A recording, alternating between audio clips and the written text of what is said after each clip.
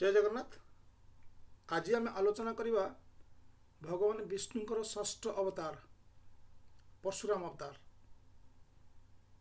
या पछर कारण कौन, रहस्य कौन, कहीं भगवान परशुराम अवतार नेले, विष्णु परशुराम अवतार नेले।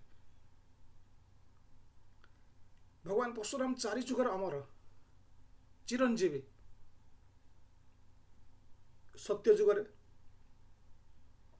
माँ रेणुका एवं पिता ऋषि जमदग्नि कोल जन्म नेले।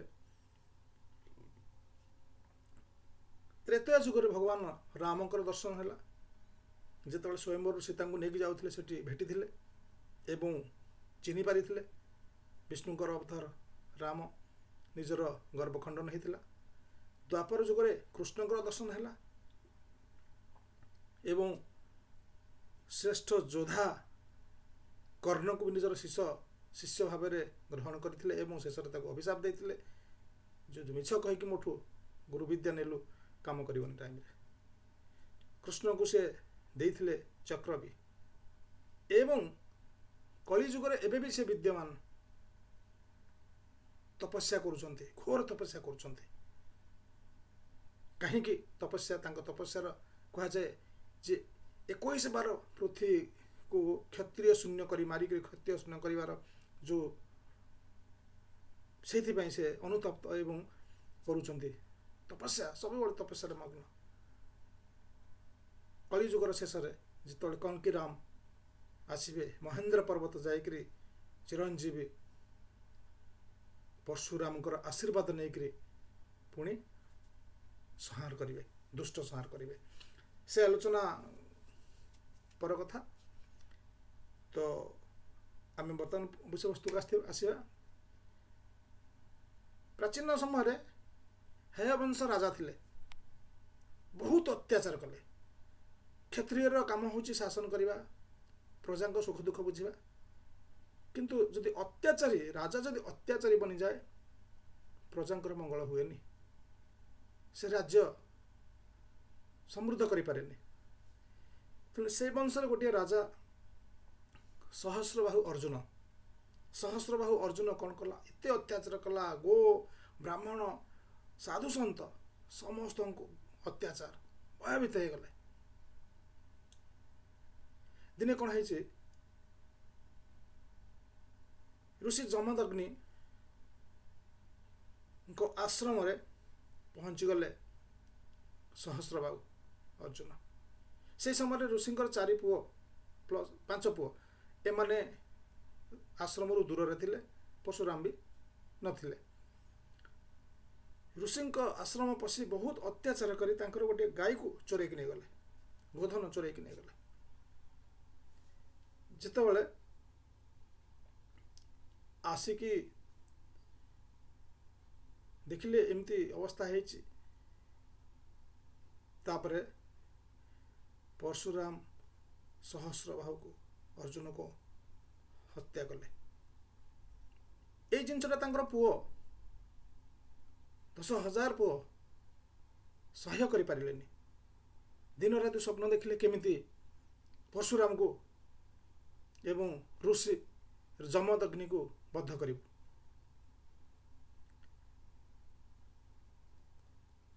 ए आशा से माने दिने ऋषि आश्रम पहुंचले। से समय कहीं नथिले पिला माने। जमदग्नि ऋषि को मारिक पड़े गले।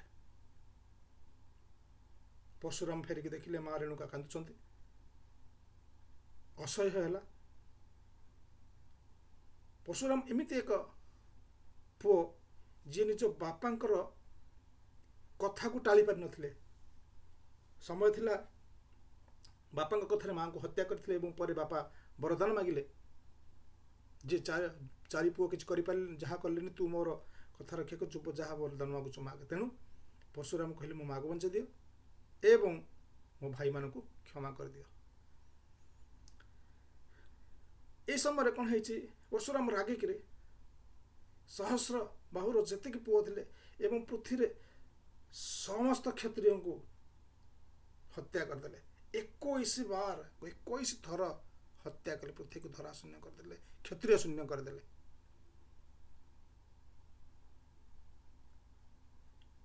ଏମିତି ଯେଉଁ କିମ୍ବଦନ୍ତୀ ଆମର ଶାସ୍ତ୍ର ପୁରାଣକୁ ନେଇକରି ୟାକୁ ମୁଁ ସଙ୍ଗୀତ ଆକାରରେ ଆପଣଙ୍କ ପାଖରେ ପ୍ରେଜେଣ୍ଟ କରୁଛି। ତ ଶୁଣନ୍ତୁ। ପ୍ରାଚୀନ କାଳ ଘଟଣା, ହାୟ ବଂଶ ରାଜା, କ୍ଷତ୍ରିୟ ରାଜା ବୋଲାଇ ପାଉଥିଲେ ପୂଜା। ବେଳୁ ବେଳ ଅତ୍ୟାଚାର କରିଲେ କ୍ଷତ୍ରିୟ, ଗୋ ବ୍ରାହ୍ମଣ ସାଧୁ ସନ୍ଥ ପ୍ରାଣୀ କଲେ ଭୟ। ସହସ୍ରବାହୁ ଅର୍ଜୁନ ନାମେ ଏକ ରାଜା, କ୍ଷତ୍ରିୟ ବଂଶେ ଜନମି ଉଡ଼ାଇଲେ ଧ୍ୱଜା। ଅଧର୍ମୀ ଶାସକ ସେତ କରେ ଅତ୍ୟାଚାର, ପ୍ରଜାଗଣ ଦେଲେ ଡାକ ପ୍ରଭୁ ରକ୍ଷା କର।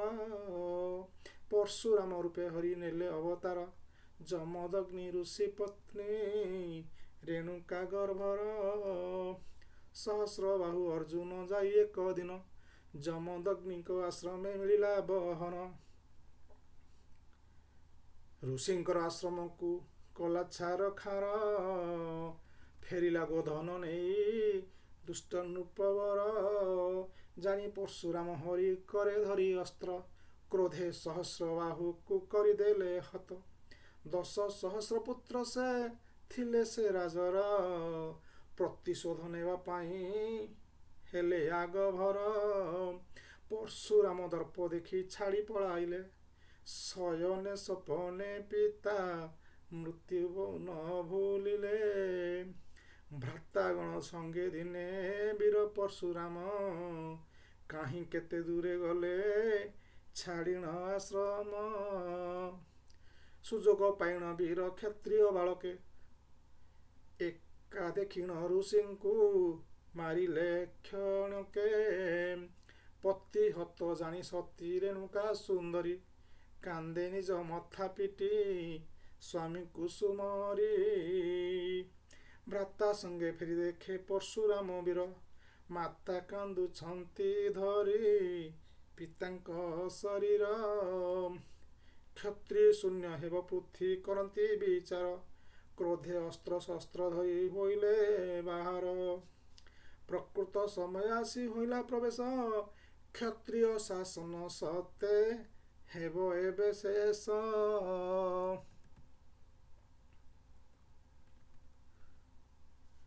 ଭୃଗୁକୁଳେ ଅବତରି ପ୍ରଭୁ ଭଗବାନ, ଅନେକ ରାଜାଙ୍କୁ ପରଶୁ କରିଲେ ନିଧନ। ପିତା ହତ୍ୟ ପାଇଁ ସେ ତ 21 ବାର, କ୍ଷତ୍ରି ଶୂନ୍ୟ କଲେ ଧରା ନେଇ ଅବତାର। ଭଗବାନ ପରଶୁରାମ ଜୀବଦାନ ଦେଲେ, ଯମଦଗ୍ନି ଋଷି ପୁଣି ଜୀବିତ ହୋଇଲେ। ସପ୍ତ ଋଷିଙ୍କ ମେଳରେ ଶପଥ ମୋ ସ୍ଥାନେ, ମରିଚି ଋଷି ନାମରେ ସ୍ଥାପିଲେ ଗଗନେ।